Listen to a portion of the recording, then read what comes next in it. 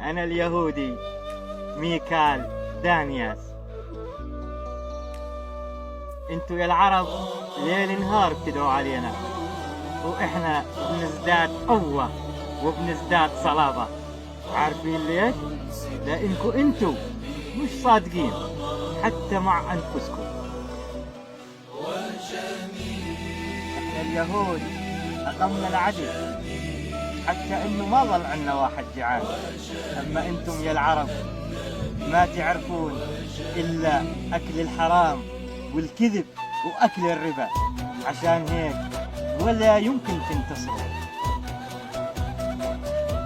أتعلمون كيف أنتم كهذا، لو ضربناه لا يتألم، ولو كلمناه لا يتكلم، ولو ركبنا عليه أو حركناه في أي اتجاه لا يقول لا.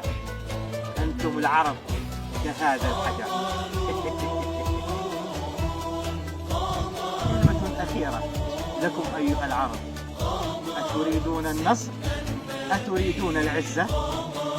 ما عليكم إلا أن تعودوا لكتابكم وسنة نبيكم محمد. هكذا سوف ترفعون رؤوسكم، ولن يستطيع أحدا جحيل الطرف حبيبي لو أمنياتي لكم